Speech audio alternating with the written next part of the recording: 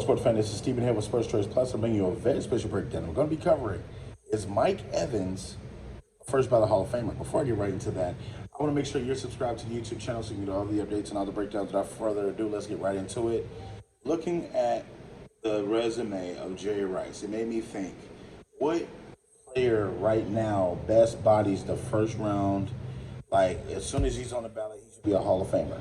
And I put the question out there on social media, is Mike Evans a first ballot Hall of Famer? Because the first mind thing that came to me was, oh, wow, Mike Evans has 10, 1,000-yard seasons. And I looked at Jerry Rice has 14. And I'm asking myself, how far away is Mike Evans from Jerry Rice talent-wise, from production-wise? So I looked at the numbers, and it's only 4 seasons difference of 1,000-yard receiving.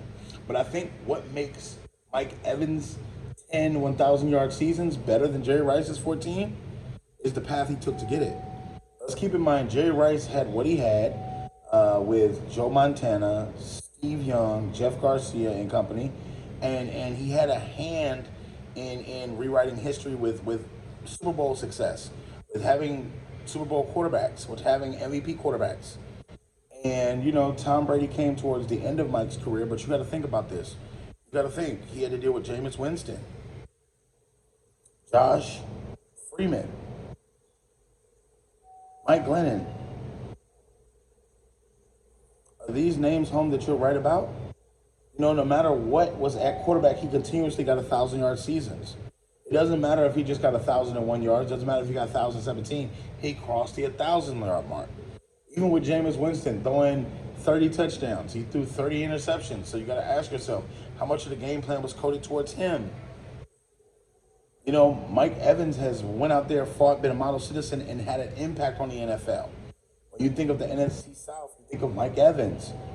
When you think of exactly what he's meant for Tampa as far as the tradition, as far as being a model citizen, as far as being a pro's pro at what he does, it's Mike Evans.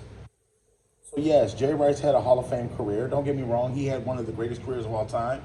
But I think Mike Evans is still a first ballot Hall of Famer. When I compare Jerry Rice up to him and you blind resume it, you're going to look over here and see how many quarterbacks it took to him to get this, and then how many it took to get that. And Mike Evans' resume holds up.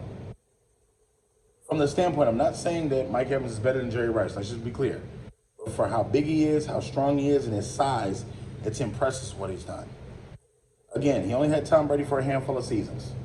He had Tom Brady for less than 5 seasons. So let's not act like all this was from Tom Brady. But when you think about the turnover machine that Jameis was, when you think about all the quarterbacks he's had to go in and go out, and you think about he had to play with Fitzpatrick, he had to play with so many different quarterbacks that were not really great quarterbacks, it's very impressive.